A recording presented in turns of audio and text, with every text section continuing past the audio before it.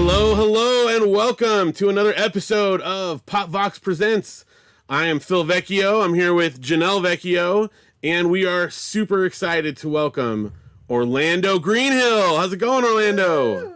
Hey, what's up, everyone? Hey, what's up, Phil? What's up, Janelle? How are you guys rocking? Oh, we are stoked. Janelle, come over and say hey to the crowd so everyone knows you're here, helping run everything. Hi, guys. Behind the scenes. Behind the scenes, Janelle. Right on. Man, Orlando, I'm so excited to get to talk to you. We haven't seen each other in person in so long. This is super cool. Yeah, it's been decades, man. I can't believe how long ago that was. Yeah, I mean, all the shows and stuff. Although I have seen you in person. I think you remember this. We bumped into each other at a comic convention about 5 or 6 years ago in Long Beach there.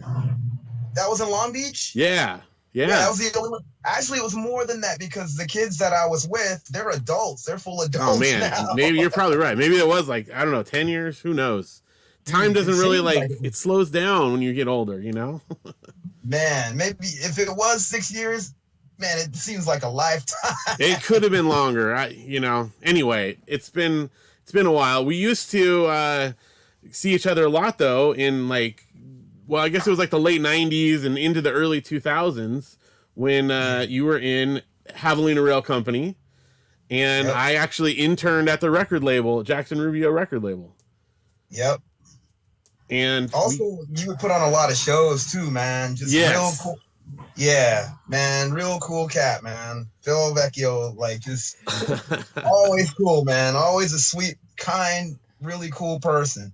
Every time, man. I never it never fails with you, man. You're always really cool, man. Seriously, Oh, that's so awesome for you to say that. And I tell you, I feel the same way. I always had so much fun when Havalina was coming to play. I knew you were going to hang out. We always just had fun, whatever it was. If you're showing me whatever your dance moves you're working on, or just talking about your metal stuff that you were excited about, whatever it was, I always knew it would be a fun conversation with Orlando. And it's been, man, I don't know if you remember the first show I ever did where I put it on with Havalina. It's late high school for me, and we did it out in the desert, in Palm Desert, way out kind of near Palm Springs. And it was Havalina Rail Company, Starflyer, Joy Electric, These Spivvies, Fine China, I think Upside Down, or tons of bands. I did a whole little mini fest out there. And at that time, my grandparents actually came. They were with us at the time, and Havalina was always their favorite. Because, I had a lot of very diverse music, right, at the time. And they were very cool about it, but we're not into it. But they dug Havalina. That was my connection with them. And anyway, so it always had a special place in our family, too, to have you there as part of that. So. Yeah, that's cool, man. That's cool to be known as the band that your grandparents will dig too, because most grandparents, let alone parents, are not into their kids' music. I mean, I was into the same kind of music my father and mom was, but that's a rarity, Yeah, absolutely. Now you've been involved. I mean, I would venture to say probably a lot of people who watch this would know you from Havalina, but you've been involved in so many different projects throughout the years. I know you're saying even before Havalina, you were in a grindcore band, right? Well, it's weird. I've been in definitely garage bands. I've been in all kinds of different music, but before Havalina, I was in sort of one garage band, one punk band called World Reject that I still have a demo to, but we never put it out. Also, I had a solo project that kind of started around 1990, 91. And then that morphed into a bunch of different projects that I did while I was in Havalina. When I got a 4-track, when you get a 4-track around, this is early mid-90s, your whole world opens up, Also, as far as the grindcore band that I was in, was with Dewan Marcel from the group Flesh Parade. They were actually a group, death metal band from New Orleans. He had moved out to the West Coast, and his sister introduced us. Shayla, if you watching this, what's up? And so it was me and him.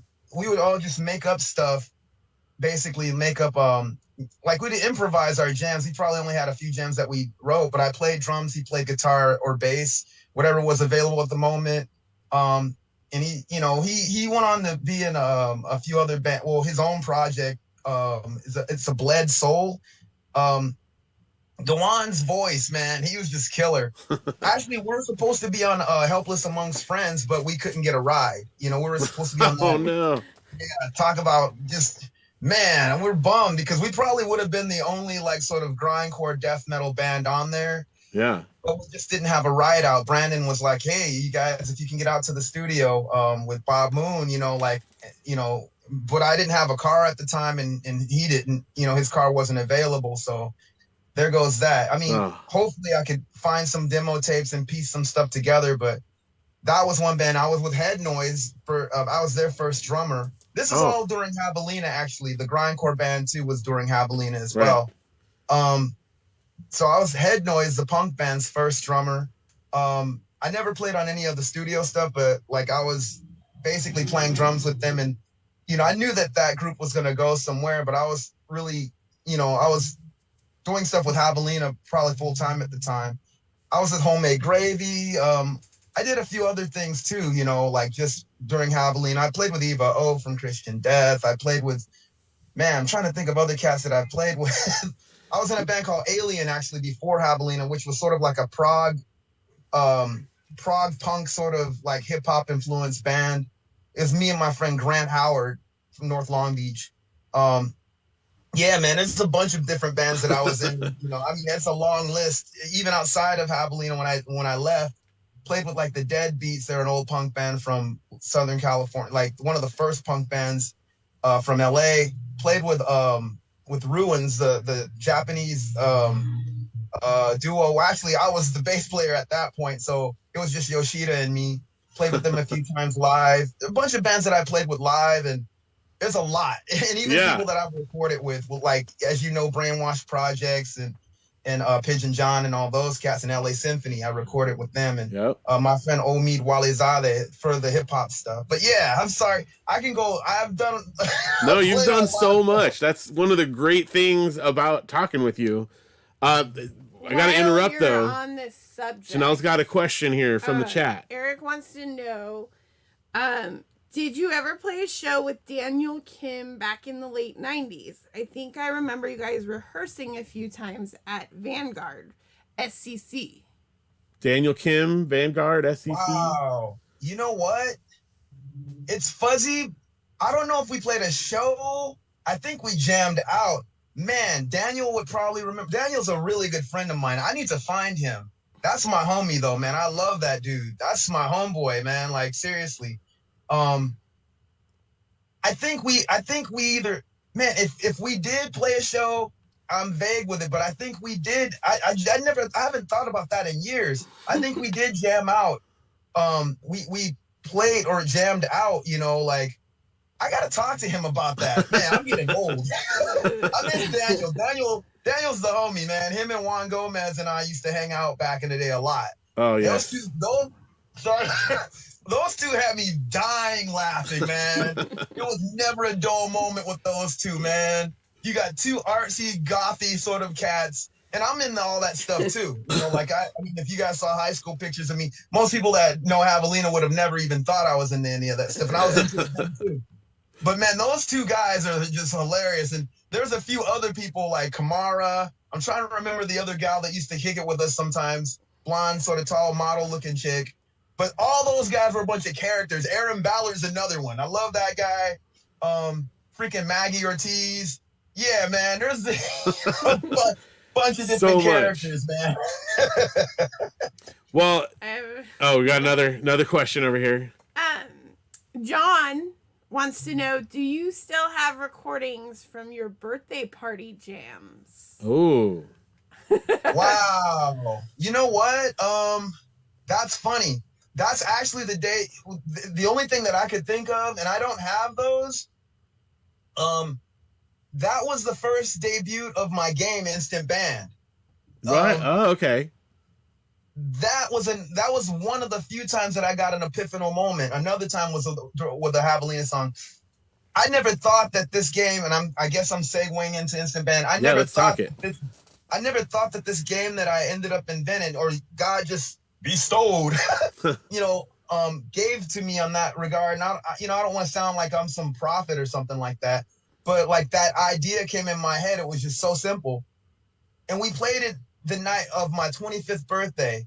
Like, I never thought that game that I made up would be doing the things that it's doing now. Like, it went from that party basically being an educational tool for people to get into music and also to conquer their own shyness.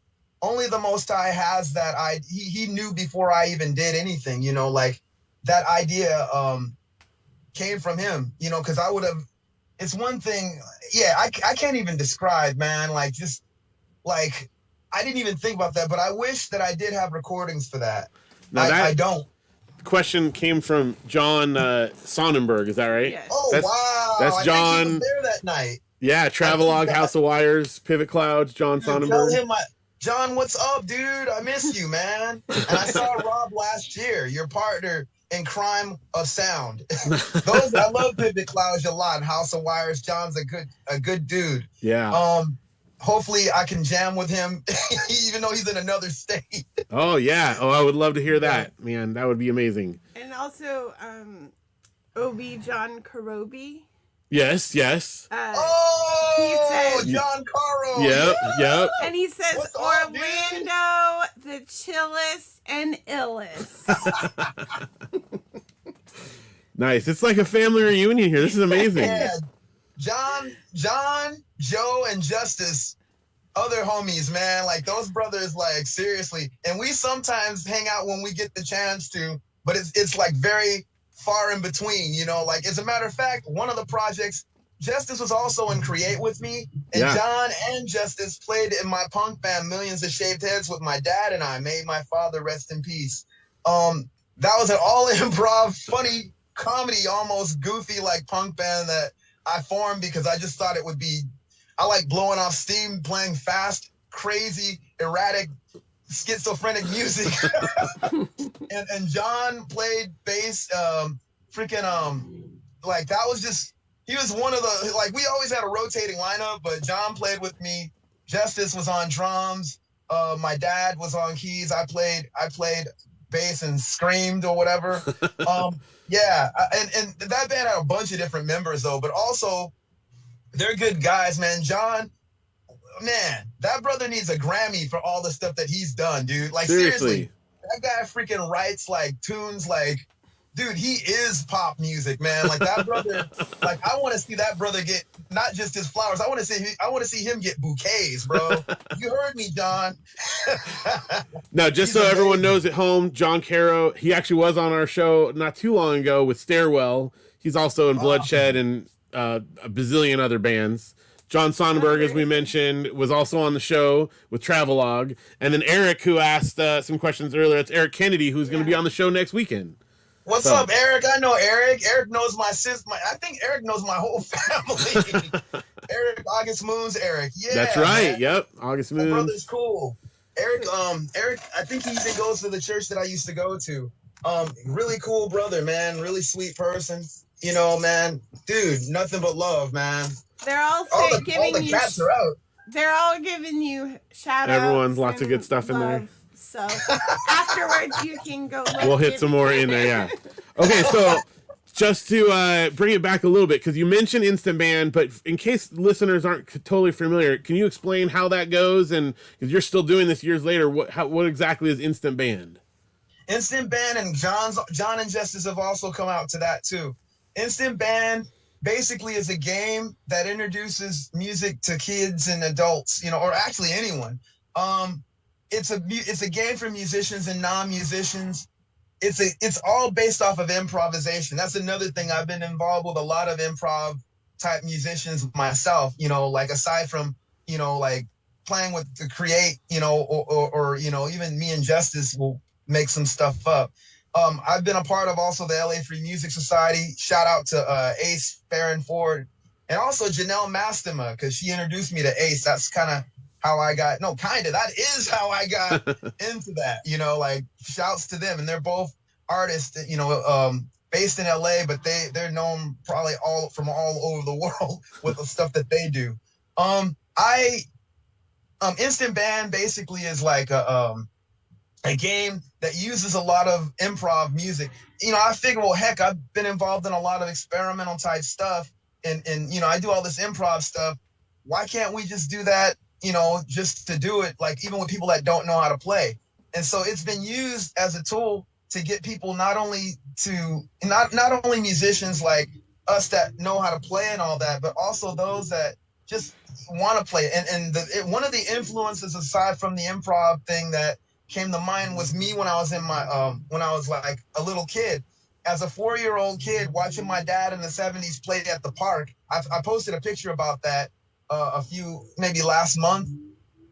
I would just imagine myself playing because I saw a kid up there and I'm like, man, that kid was aside from my father and his friends being my first inspiration, that kid was my first inspiration.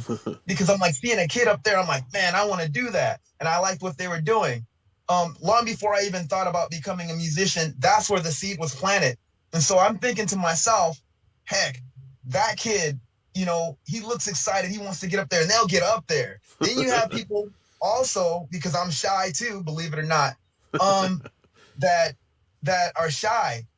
And it's almost like kind of like a challenge to their fear, and no, come on up, and basically they might resist, the first, for a little bit. And if they come back, they'll pick up. And then it's just like before you know it. One time, shouts to Dave Moss, my fellow Havalina mate. Mm-hmm. I went to this church camp thing. I guess it's some church camp or whatever that we were doing some program, and I bought that same game there. This gal was kind of shy to come up the first time.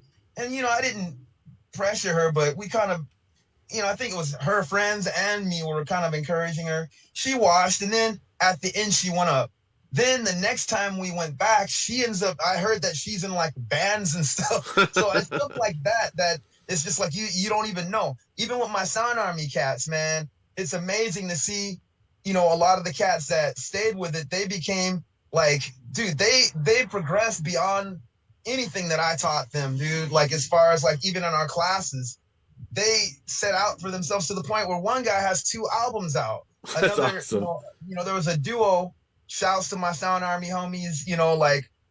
They did a podcast together and they were doing music videos and all that. I didn't teach them how to do that.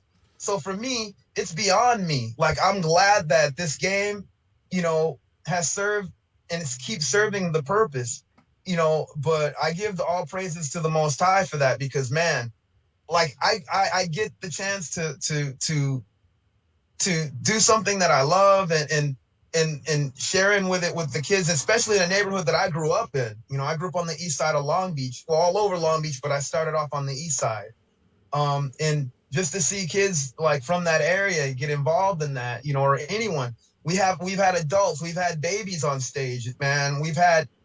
It's not just even musicians or musician types or subcultures. We've had cats from the city come down, playing kazoos and all that. That to me is what matters. I don't care about scenes. I don't care about genres. And even dealing and working with these youth taught me that, because I don't really dig a lot of modern pop music. But if that modern pop music is going to keep that kid out of trouble, I'm down with it.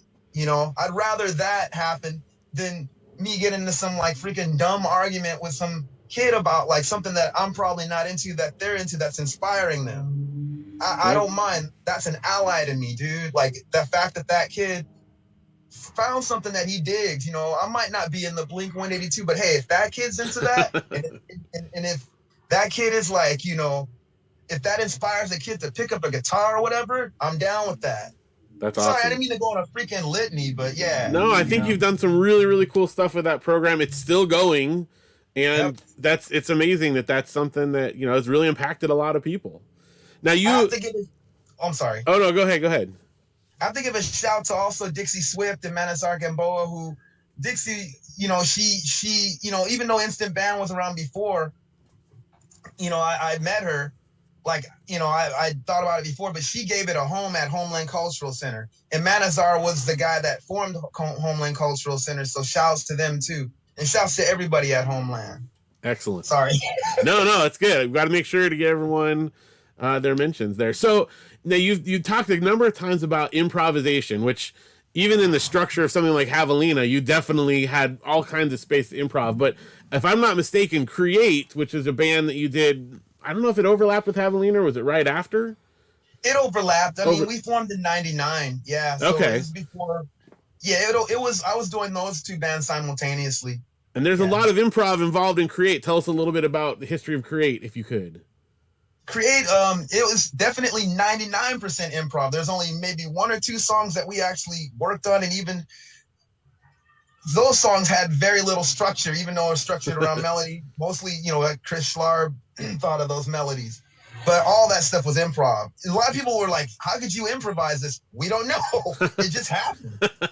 Create basically was, I would call that proto-sound army, because of the way that we coming from the areas that we did in Long Beach, we're all growing up in the inner cities, and we were just like, man, we don't want to just do art for the sake of art. We really want to affect our community, and we all kind of came together, and we just, me, Chris Schlarb, and the first drummer, Steve Richardson, we all came together and just started talking about it. Like, we'd all wanted to jam with each other for a few years before that. I met Steve in college when I was going to Long Beach City College in the mid to late 90s. I met Chris at my old job at Blockbuster Video. Yes, I used to work for them. And I don't know how we got in the conversation, but we started talking about early Genesis. I'm a progressive rock fan. I've been one since I was a little kid. So he was one of the few people that I knew that was into that. So that's how me and him met. And we talked about it for years. We got to play. Then me, Chris, and my older bandmate, Grant Howard, that I mentioned, that was in the band Alien with me, which I need to find that tape because I would love to release that.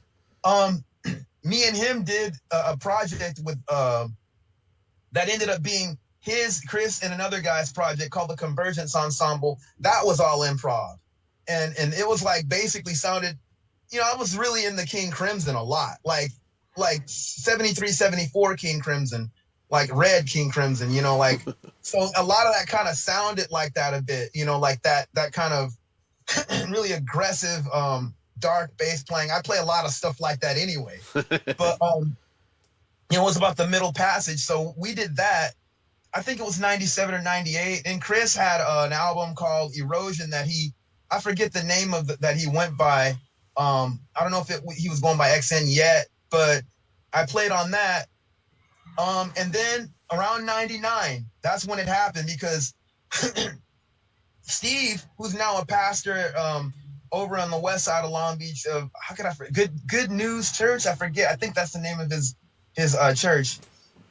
Me and him, we'd see each other in college, and I always liked the fact that he would not only play like drum and bass, but the way he played, he sounded like those old fusion drummers, Billy Cobham, or cats like that. So I was like, dang, man, I gotta play with this guy. It's hard to find drummers like that, at least around that time it was. And so we all came together. We all had a heart to do something within our city and just play music and do that. And it's like we just came together and talked about it. And then right on the same day, Instant Band made its debut. Also, Create made its debut. My dad, the first Create Moth Nor Rust album, that features the recordings from that. And my dad actually was on that too. He was on that first Create album. That's awesome. As far as like just all the other stuff, yeah, we're just into basically like, experience having, like, if you listen to any Create album, of course the last one was definitely more jazz oriented and everything, but the other albums, I'll say this, they've always had certain jazz in there, but it was all kinds of other stuff too, especially Patterns. That's my favorite.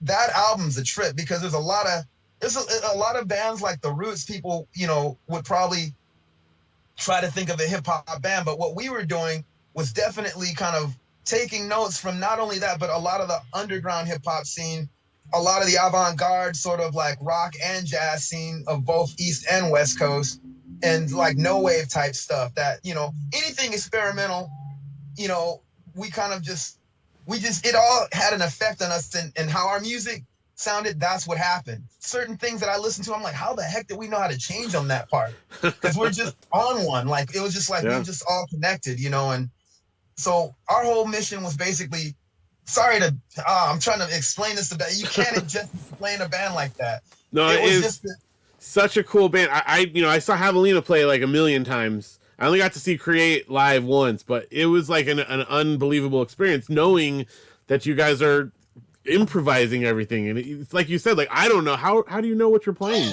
Blows my mind just to think of it. Like, seriously amazing stuff. Very cool.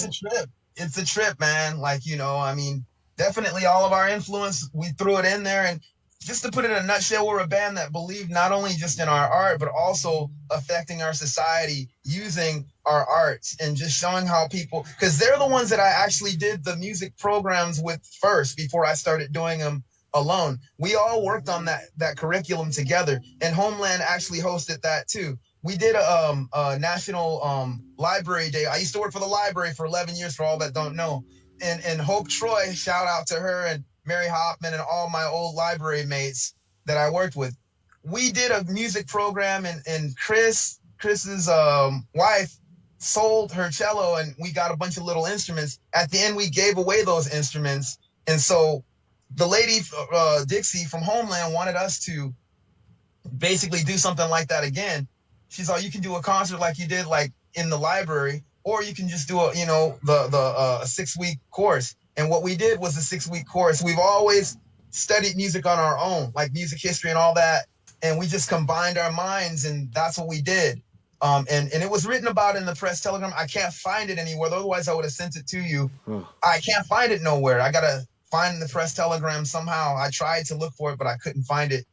And it was a success. It was awesome. And then, like, once, at one point, I was the only one that could probably go in the school. So I kind of modified a lot of the things that we put in our syllabus and kind of took it in certain after school programs for a bit, But yeah, dude, that's where an instant band actually was always played at the end of those sessions, at the end of those lessons.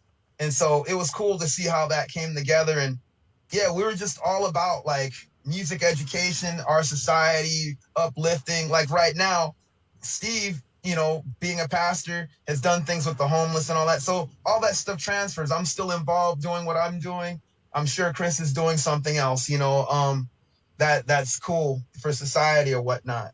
But yeah, so it's just, sorry, I didn't mean to be so long-winded. No, this is what I wanted to hear. This is amazing. Now, in recent years and kind of all throughout, you also have gotten, you've done a lot of solo stuff. And I know that you've recorded some solo things. Tell us about any of your like solo project stuff. What do we need to know that's going on here? Yeah, it's funny. I actually did solo stuff before even joining Havalina. I just never really recorded much of it. But really, a lot of that started with that Songs of Newborn, all the friends that my little punk rock goth friends, like my friend Sarah Tatro, Sarah Thursday, that's what she goes by. She's probably one of the few people, if she's watching this, that knows about that, her and Juan Gomez. This is like 90, 91, when I was even in one of the bands I told you. So, but when it really got kicked off, I'll say it was like around 96, that Songs of New Birth or Songs of Newborn, or SON, because it was like a whole acronym, basically like was everything that I was into. Progressive rock, punk rock, grindcore, like really weird stuff like Naked City and all these avant-garde sort of jazz punk type stuff, or even hip hop. I infused everything, man. My goal was to just infuse everything with what I wanted to do. As far as like of recent, my own band, like I have 2 different projects, which actually a few different projects. out of SON came a few different ones. One of the ones that I probably put more muscle behind, even though it still wasn't much because I was kind of anonymous from back then, was Disturbulence. It was a psychedelic sort of grindcore band. So if like you like groups like Hawkwind or Amon Duel 2, and mixed with Excruciating Terror and Carcass type stuff, you might dig that. And those people, I only started going recent with it, you know, like in the last few years, going less anonymous because I didn't want no one claiming my stuff. So I just basically was like, okay, this is me. You know, a few people figured it out, like Ramon Banda, who was in my band, my band. Ramon Banda is an amazing drummer. His dad played with like Tito Puente and all that. That's Ramon Banda Sr., but Ramon Banda Jr. is who I'm talking about. He's played with Phobia, Flatbush, freaking Saprophagus. I can never say that death metal band. He's played with a bunch of different people. I think he even jammed with Shane from Napalm Death at one point. But yeah, I'm sorry. Solo stuff. As a recent, like, aside from that, I have my own solo project that I just started going by my own name. There's two of them. There's one that's more dedicated to like late 60s, early 70s hard rock, heavy metal type stuff. Like year 68 or 69 between 1974. That's what I'm going for. That's where you hear the song Iridology and some of the stuff like that. But then there's the other stuff that's like a mix between everything. Like it's, you know, I have a song that's like show tunes meets death metal, you know, like freaking Julie Andrews meets like, you know, like Blasty, you know what I'm saying? And really weird hip hop meets doom or something like that, you know. So I'm like, with that particular thing, they both have different names, which I won't disclose yet. Okay. But you'll know, like, when you see it. I've been working on them for 13 years. It's been an uphill battle trying to record this stuff. I won't go on the details about that, but, you know, things happen, and I'm going to continue doing it. There's some recordings that I've done even over my phone. If you go on my SoundCloud, some of them doesn't sound like it, but some of it does. But shouts to those that have recorded me. I appreciate that, man, you know. But yeah, they're both different. One's more rock and roll, you know, or heavy, you know, heavy metal, hard rock, acid rock, some people might call it, at least back then. The other one's more just eclectic, experimental type stuff, you know, and that's what that's, and then there's my solo bass project, which is called Space, as in S-bass. Yeah, S-bass, yeah. But it's like it's a weird, I always do a lot of weird symbolic type stuff. Like the S-bass thing is spelled space, like outer space, because it sounds like space music, you know, right. Alien music. But also the S is for solo bass. So it's like, yeah. Yeah, I always like kind of do weird stuff like that with words, you know. I like jacking with words, you know. That's great. So I've been doing that project for a while. Like whenever I play solo as a bass player, that's what that is, you know. Sometimes I'll combine all three projects together whenever I'm playing live. You know, I'll do Space with Orlando Greenhill, like eclectic, experimental, and also the rock and roll heavy stuff at the same time.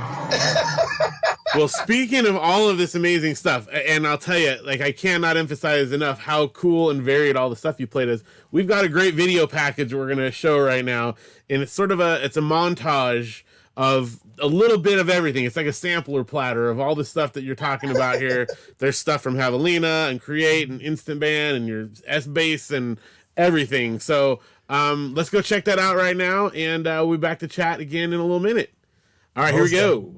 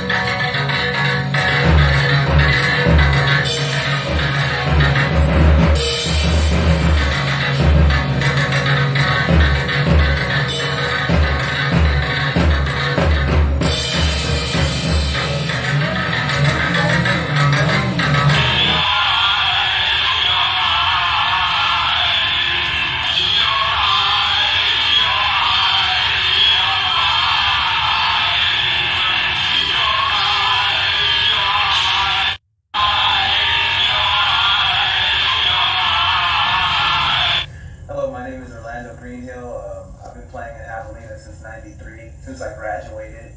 I play the stand-up and electric bass.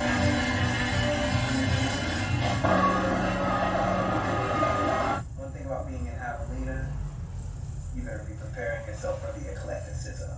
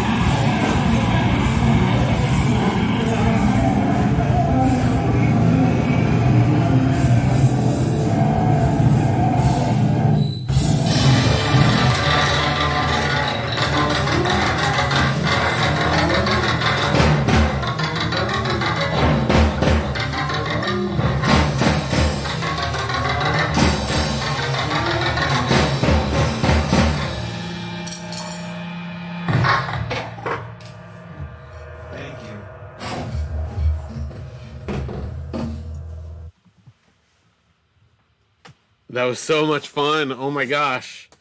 I know you haven't gotten to see the exact edit of this, but it's really, really fun seeing this thing, all the stuff put together. I gotta see it.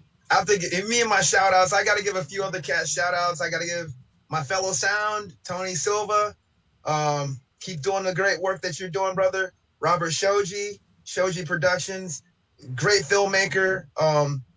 Also Andrew Pompey, great musician. They had a hand in like producing some of the recordings that I've done. So I really appreciate those cats and just wanted to give them a shout out on here, you know. Excellent. We've got a number of additional like supportive, good comments on the Facebook feed, so we'll make sure you check that out afterwards because people love seeing you here. Well, before we go, where can people find your music on the internet? I know you've got like a number of channels. We didn't even talk about your Black History of Rock and Roll and other music pages. Tell us where you can find you here. You can find me on sorry, all the street stuff is going on. You can find me on Facebook. I'm sorry. Facebook, but more so on Instagram, like Instagram under Oddrocker 1, and also Audio Venture, which is my experimental music page. Black History of Rock and Roll. That I'd like to go into detail about that a little, but even if I don't, like, that page speaks for itself. You know, it's a page that I felt needed to be done, and it's something that I've had in, you know, just had in my life basically to do even before I even realized it. Also, you can find me at, oh my gosh, Instant Band Sound Army. That's the Sound Army page. So all right, yeah. Check us out, man. You know. And you have a SoundCloud as well, where you've got some stuff up there, right? Yeah, you gotta point people there. Graveyard. I call SoundCloud a graveyard. It's like, you know, yeah. I'm one of those. I might not have rap stuff on there because there's a whole subgenre of SoundCloud rap, but I got my stuff on there. That's where you can hear a lot of, at least a variety of stuff that I have, and it's not everything that I've done, but and that's yet to come. But it's just some of the things just to give you a taste of what I have done. I still think it's the tip of the iceberg, but it's something. You know, you'll hear some of the songs on there, but there's a lot more than that. The stuff that I've recorded, stuff that I have ideas to record, and stuff that just, you know, I have to figure out a way to get it out because I don't really have the means at the moment. But hey, we're gonna keep talking about that situation here. We're gonna continue that conversation afterwards. Yeah, I need to get my 4-track. My 4-track. Yeah. Find somebody with a freaking imported 3/4 track that I could take the old stuff from all the SON and Disturbulence and other projects that I have and just put it on a best of, or, you know. That's a good plan. Also, I have other stuff that I'm gonna do that's newer than that too. So stay tuned. Yeah. All right. Well, Orlando, thank you so much for being here on the show today. This is a blast. It's so good talking with you. Well, thank you, man. I didn't mean to be long-winded, but at the same time, I was kind of like, oh man, a little nervous because I didn't want to just like fumble my words and stuff. No, it's the perfect amount of wind. You did great. But hey, God bless you guys. Be safe out there, you know. May the Most High guide and watch you and protect you, and be safe. Thank you so much. Thank you, Orlando. Thank you to everyone who's watching live, and thank you to Janelle for helping to run everything back behind the scenes. We will be back again. You're very welcome. We will be back again next weekend with Eric Kennedy on March 18th, so a little less than a week. So please join us then. And we got Josiah Z coming up in April as well. So thank you guys all for joining. Thank you again to Orlando. And that's going to do it for this episode. So good night, everybody. Peace.